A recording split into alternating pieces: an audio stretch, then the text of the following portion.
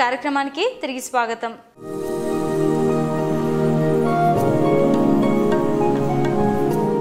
క్యారెక్టర్ని బట్టి కూడా మనకు పల్స్ బ్యాలెన్సింగ్ ఉంటుందంటారు. అంటే క్యారెక్టర్స్ని బట్టి కూడా మనకు ఏ డిసీజ్ రాబోతుందో చెప్పొచ్చు అంటారు. హ్యాపీగా అంటే మనం చాలామంది అంటున్నాం నేను హెల్తీగా ఉన్నానండి, నాకేం ప్రాబ్లమ్స్ లేదు, ఇప్పుడు డాక్టర్ గారు చెప్పిన వాటిలో నాకేం ప్రాబ్లం లేదు, చాలా హ్యాపీగా ఉన్నాను మనం చెప్పుకోవచ్చు అనమాట. కానీ నేచర్ ఎప్పుడు కూడా పెద్ద పెద్ద డిసీజెస్ని వెంటనే ఇవ్వదు, ముందుగానే మనకి సూచనలు చూపిస్తాయి. అంటే కొన్ని క్యారెక్టర్స్ కూడా మనకి ఇండికేట్ చేస్తాయి అన్నమాట. ఇప్పుడు ఫైర్ ఎనర్జీ మన బాడీ లోపలికి రిసీవ్ కాకుండా ఉంది అనుకోండి, బ్లాక్ అయింది. ఫైర్ ఎనర్జీ మన లోపలికి మెరిడియన్ ద్వారా రిసీవ్ అవ్వాలి, అది రిసీవ్ కాలేదు, బ్లాక్ అయింది అనుకోండి. అప్పుడు మన క్యారెక్టర్స్ ఎట్లా ఉంటుంది అని అంటే వీళ్ళకి వచ్చి హైలీ ఎమోషనల్గా ఉంటారు, ఫ్లక్చువేటింగ్ మైండ్ ఉంటుంది, లయింగ్ అబద్ధాలు చెప్తారు, జెలసీ ఉంటుంది, గ్యాంబ్లింగ్ ఆడేవాళ్ళు, వెంజన్స్ ఎక్కువ ఉంటుంది, ఫ్రస్ట్రేషన్ ఉంటుంది, వ్రత్ ఉంటుంది, చెడు అని తెలిసి కూడా ఆ పని చేస్తూ ఉంటారు. ఇప్పుడు ఈ పని చేస్తే నాకు చెడు తెలుసు కానీ నేను దాన్ని స్టాప్ చేయలేను, నేను చేస్తూ ఉంటాను అని ఉంటారనమాట. ఇట్లా చేసే వాళ్ళకంతా కూడా ఇట్లా చేస్తున్న వాళ్ళకి, డిప్రెషన్ వచ్చేసిన వాళ్ళకి, వీళ్ళకంతా కూడా ఫైర్ ఎనర్జీ బాడీ లోపలికి వెళ్ళట్లేదు అనే ఇండికేషన్ అనమాట. ఇప్పుడు వెళ్ళట్లేదు అని అంటే ఇది ఏమి ఇండికేట్ చేస్తే ఫ్యూచర్లో హార్ట్, దాని రిలేటెడ్ ఆర్గన్స్ని మీరు చూడండి హ్యూమన్ బాడీలో. అప్పుడు చూస్తే హార్ట్, దాని రిలేటెడ్ ఆర్గన్స్ అని మనం చూస్తాం కదా, హార్ట్, స్మాల్ ఇంటెస్టైన్, ఇది అంతా కూడా ఫ్యూచర్లో కొంచెం కొంచెంగా దెబ్బతినడం మొదలవుతుంది. డైరెక్ట్గా ఎప్పుడు ఒక హార్ట్ అటాక్ రాదు, మన క్యారెక్టర్స్లో వచ్చినప్పుడు ఈ ఎనర్జీ లోపలికి వెళ్ళట్లేదు, సో దట్ ఈ ఎనర్జీ వెళ్ళకపోతే ఈ ఆర్గన్స్కి కావాల్సిన ఎనర్జీ లేదు, అప్పుడు మన క్యారెక్టర్స్లో ఇండికేట్ చేస్తుంది, కొన్నాళ్ళకి డిజీజ్లో చూపిస్తుంది అనమాట. ఇప్పుడు దీనికి ఫైర్ చూసాం. ఎర్త్ ఎనర్జీ అన్నది మన బాడీ లోపలికి రిసీవ్ కాకపోతే ఎలా ఉంటుంది అని అంటే వీళ్ళు వచ్చి ఎక్కువగా బాధపడతారు, చిన్న చిన్న విషయానికి కూడా పెద్దగా తీసుకొని బాధపడుతూ ఉంటారనమాట. ఇంకా వీళ్ళకి మైండ్ ఎప్పుడు చూసినా డిస్టర్బెన్స్ ఉంటూనే ఉంటుంది, అబ్సెషన్ ఉంటుంది అనమాట, tendency to eat a lot అనమాట. ఎక్కువ ఎప్పుడు చూసినా ఏదో ఒకటి తింటూనే ఉంటారు, క్రేవింగ్ ఉంటూనే ఉంటుంది ఫుడ్ మీద, లేదంటే అస్సలు తినరు, ఒకటి ఎక్కువ తినడం లేదంటే అస్సలు తినకపోవడం ఉంటుంది. ఇంకా చాలామంది లేడీస్ చూస్తే డౌట్ఫుల్ మైండ్ ఉంటుంది. ఏంటంటే ఇప్పుడు బయటకు వచ్చేసిన తర్వాత నేను ఇంట్లో తాళం పెట్టానా లేదా, లాక్ చేసానా లేదా, గ్యాస్ ఆఫ్ చేసానా లేదా, నేను బీరో లాక్ చేసానా లేదా, ఇలాంటి డౌట్ఫుల్ మైండ్స్ ఉంటూ ఉంటుంది. అది కూడా దీని ఒక ఇండికేషన్స్ అనమాట. అండ్ ఆల్సో చిన్నపిల్లలు చూస్తామంటే ఈ హోంవర్క్ చేసి నీకు చాక్లెట్ ఇస్తాను అంటే వాళ్ళు ఆ హోంవర్క్ చేస్తున్నారు అని అంటే వాళ్ళకి ఎర్త్ ఎనర్జీ లోపలికి వెళ్ళట్లేదు. అలాగే బయట కూడా మన ఫ్రెండ్స్తో కూడా మాట్లాడుతున్నప్పుడు వీళ్ళకి హోటల్కి వెళ్ళాలంటే చాలా ఇష్టం ఉంటుంది, బయట ఫుడ్ అంటే చాలా ఇష్టపడతారనమాట. సో ఈ పని చేసేసి మనం హోటల్కి వెళ్దాం, ఇవాళ బయట డిన్నర్కి వెళ్తున్నాం అని చెప్తే దానికోసం ఆ డిన్నర్కి వెళ్ళడం, బయట ఫుడ్ ఎవరైతే పడతారో వాళ్ళకి ఎర్త్ ఎనర్జీ లోపలికి రిసీవ్ కావట్లేదు అని అర్థం అనమాట. ఎర్త్ ఎనర్జీ ఎప్పుడైతే రిసీవ్ కాలేదో ఈ ఎర్త్ లేదంటే దీని రిలేటెడ్ ఆర్గన్స్ ఫ్యూచర్లో దెబ్బతింటుంది. డయాబెటిక్, హార్మోన్స్ అండ్ థైరాయిడ్, ఆ రిలేటెడ్ ప్రాబ్లమ్స్ అంతా కూడా మనం చూసాం కదా, దానికి రిలేటెడ్ ఆర్గన్స్ని పెట్టాం కదా, ఆ ఆర్గన్స్ రిలేటెడ్ ప్రాబ్లమ్స్ వస్తాయని మనం ఈజీగా తెలుసుకోవచ్చు అనమాట. ఇంకా ఎయిర్ ఎలిమెంట్ అనేది మన బాడీ లోపలికి రిసీవ్ కాలేదు అంటే వీళ్ళు ఎట్లా ఉంటారంటే హైలీ సెన్సిటివ్గా ఉంటారు. అగ్రోఫోబియా అంటే రూమ్లో వెళ్ళి లాక్ చేసుకున్నా భయం, బాత్రూమ్కి వెళ్ళాలన్నా భయం, తాళం పెట్టుకోవాలన్నా భయం, ఇట్లా ఉంటుంది. చిన్నపిల్లల్లో ఈ క్యారెక్టర్ ఎట్లా చూడొచ్చు అంటే ఏడుస్తూనే మాట్లాడతారు. ఇదైతే మనకి పెద్ద విషయం కాదనుకుంటాం కానీ అది కూడా ఒక ఇండికేషన్ అనమాట.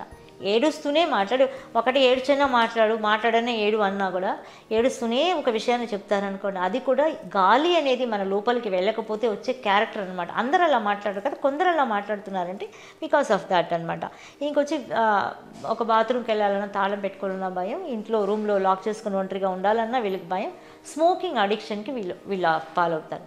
ఇప్పుడు చాలామందికి తెలుసు స్మోక్ చేయడం మంచిది కాదని, కానీ అది వాళ్ళు స్టాప్ చేసుకోలేకపోతారు. నువ్వు చేయొద్దు అని అంటే వాళ్ళకు కూడా తెలుసు చేస్తే మంచిది కాదు, లంగ్స్ అఫెక్ట్ అవుతాయి, కానీ వాళ్ళు స్టాప్ చేసుకోలేకపోతారు. ఎందుకనంటే ఆ ఎనర్జీ అనేది వీళ్ళకి అవసరం అవుతుంది. స్మోక్ చేసినప్పుడు ఆ గాలి అనేది లోపలికి వెళ్ళడం అనేది అవసరం అవుతుంది, ఎందుకంటే ఆ ఎనర్జీ లోపల మెరిడియన్ ద్వారా వెళ్ళట్లేదు కాబట్టి ఈ ఎనర్జీ అవసరం అవుతుంది కాబట్టి వాళ్ళకి స్మోకింగ్ అడిక్షన్ అనేది వస్తుంది అనమాట. ఇవన్నీ ఉంటే ఫ్యూచర్లో దీని రిలేటెడ్ ఆర్గన్స్ మనం చూసాం కదా, లంగ్స్, లార్జ్ ఇంటెస్టైన్, నెయిల్స్, ఇంకా స్కిన్, వీటి రిలేటెడ్ ప్రాబ్లమ్స్ మనకి వస్తాయి ఇండికేషన్స్. ఇంకా వాటర్ వాటర్ ఎలిమెంట్ అంటే దీనికి రిలేటెడ్ క్యారెక్టర్స్ ఎట్లా ఉంటాయి, ఎనర్జీ రిసీవ్ కాకపోతే వీళ్ళ క్యారెక్టర్స్ ఎలా ఉంటుందంటే మైండ్ పవర్ బికమ్స్ చాలా వీక్ అయిపోతుంది అనమాట. ఎక్కువ భయపడతారు, లో సెల్ఫ్ కాన్ఫిడెన్స్ ఉంటుంది. ఒక పని ఇచ్చినా కానీ అయ్యో నేను ఇది చేయగలనా లేనా అని వాళ్ళకే అనిపిస్తుంది అనమాట. క్లారిటీ ఆఫ్ ద మైండ్ ఉండదన్నమాట వీళ్ళకి. ఇంకా వాళ్ళ ఎబిలిటీ మీద వాళ్ళకి డౌట్స్ ఉంటుంది. లో గ్రాస్పింగ్ పవర్ ఉంటుంది, నిద్ర పట్టదు, ఇంకా పీస్ ఆఫ్ మైండ్ ఉండదు. అండ్ ఆల్సో వీళ్ళు సెక్షువల్ లైఫ్లో కూడా లేడీస్ కానీ జెంట్స్ కానీ ఎవరైనా కానీ సెక్షువల్ లైఫ్లో బ్యాలెన్సింగ్ ఉండదు.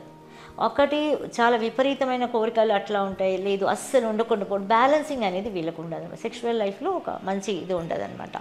ఎబిలిటీ వాళ్ళకి ఏదైనా థింక్ చేసే విధానం కూడా వాళ్ళకి అలా తగ్గిపోతుంటుంది, దేని గురించి పెద్దగా ఆలోచించలేరు, ఇలా ఉంటుందన్నమాట. ఇవన్నీ ఉంటే కనుక ఇవన్నీ indication of the kidney and urinary bladder. ఆ ఆర్గన్స్ చూసాం కదా, రీప్రొడక్టివ్ ఆర్గన్స్, హెయిర్, చెవులు, ఇంకా ఆల్సో బోన్స్, వీటిల్లో ఏదైనా ప్రాబ్లం ఇప్పుడు రాకపోయినా కానీ వీటిలో ఉన్న క్యారెక్టర్స్ 1-2 వల్ల ఫ్యూచర్లో ఇవన్నీ వచ్చే అవకాశాలు ఉంటాయన్నమాట. ఇంకా వుడ్ ఎలిమెంట్ అన్నది ఏంటంటే, వుడ్ ఎలిమెంట్ అనేది నేచర్లో చూస్తే ఒక చెట్టు ప్లాంట్ చేస్తున్నాం. వుడ్ ఎలిమెంట్ అన్నది ఒక చెట్టు కదా. ఈ చెట్టు మనం నేచర్లో ఒక చెట్టు పెంచాలి అనుకుంటే మనకేం కావాలి, మట్టి కావాలి, సాయిల్ కావాలి, సూర్యుడు కావాలి, వెలుతురు కావాలి, గాలి కావాలి, అంత నీళ్లు కావాలి. ఈ 4ని బేస్ చేసి ఉంటుంది చెట్టు పెంచడం అనేది. అలాగే సేమ్ వుడ్ ఎలిమెంట్ యొక్క క్యారెక్టర్ కూడా మనుషులు ఈ 4 క్యారెక్టర్స్ని బేస్ చేసి రోజుకు ఒక విధంగా వీళ్ళ క్యారెక్టర్స్ ఉంటాయి. అపార్ట్ ఫ్రమ్ దట్ కొన్ని క్యారెక్టర్స్ ఏముంటాయంటే వీళ్ళు వచ్చి ఏదైనా ఒక డెసిషన్ ఫామ్గా తీసుకున్న డెసిషన్స్ని మార్చేస్తూ ఉంటారు. వీళ్ళకి ఎక్కువ కోపం వస్తుంది, షార్ట్ టెంపర్గా ఉంటారు, అనీజినెస్ ఎక్కువగా ఉంటుంది, ఫ్యాటిక్ ఉంటుంది, ప్యానిక్ ఉంటుంది, ఫియర్ ఉంటుంది. వర్క్ ఇన్ నైట్స్ అంటే నైట్స్లోనే వీళ్ళు వర్క్ చేస్తారు, డే అంతా నిద్రపోతుంటారు. వీళ్ళకి ఆల్కహాల్ అడిక్షన్ ఎక్కువ అవుతుంది అనమాట. డాక్టర్ గారు, ఇప్పుడు మీరు రకరకాల క్యారెక్టర్స్ గురించి చెప్పారు. అంటే మన పంచభూతాలకు సంబంధించి ఈ క్యారెక్టర్స్ ఉంటే వీళ్ళకి ఈ ఫ్యూచర్లో ఇలాంటి డిసీజ్ వచ్చే అవకాశం ఉంది అన్నారు. అంటే ఇప్పుడు ఒకవేళ మనం చూసే విఎస్ కానీ ఎవరైనా ఇప్పుడు ఈ క్యారెక్టర్ ఈ సిమ్టమ్స్ వాళ్ళలో ఉంటే మాకు ఈ డిసీజ్ వస్తాయి అని ఒకవేళ వాళ్ళు అనుకుంటే మనం ఈ ట్రీట్మెంట్ అంటే పల్స్ బ్యాలెన్సింగ్ ట్రీట్మెంట్ తీసుకోవచ్చు అంటారా? యాక్చువల్లీ మనం ట్రీట్మెంట్ అనే పదమే దీనిలో వాడనక్కర్లేదు, ఎందుకంటే this is not a treatment, ఇది బేసిక్ వర్క్ అనమాట. ఒక ఇల్లు కట్టినప్పుడు పునాది లాంటిది అనమాట. ఏ క్యారెక్టర్స్ అయినా కూడా ఇండికేషన్ డిసీజ్ గురించి ఇస్తుంది కాబట్టి మనకి పల్స్ బ్యాలెన్సింగ్ చేసుకుంటుంటే ఈ ఎనర్జీ లోపలికి వెళ్తుంటే ఈ క్యారెక్టర్స్ ఇవన్నీ మైనస్ అంతా కూడా మనకి ప్లస్గా మారిపోతుంది. రావాల్సిన డిసీజ్ ఫ్యూచర్లో వచ్చే డిసీజ్ని కూడా మనం ప్రివెంట్ చేసుకోవచ్చు. Thank you so much doctor గారు. అసలు పల్స్ బ్యాలెన్సింగ్ అనేది మనకు ఎలా ఉంటుంది మన క్యారెక్టర్స్కి సంబంధించి, అలాగే మనలో ఉండే క్యారెక్టర్స్ ఏ డిసీజ్కి ఇండికేట్ చేస్తుంది, దాన్ని పల్స్ బ్యాలెన్సింగ్ ద్వారా మనం ఎలా అవాయిడ్ చేయొచ్చో చాలా చక్కగా వివరించారు. Thank you so much. So చూసారు కదండి ఇవాళ జనరల్ మెడిసిన్ కార్యక్రమం. మరో అంశంతో మళ్ళీ కలుసుకుందాం. అంతవరకు చూస్తూనే ఉండండి మంచి ఆరోగ్యం కోసం TV7. నమస్కారం.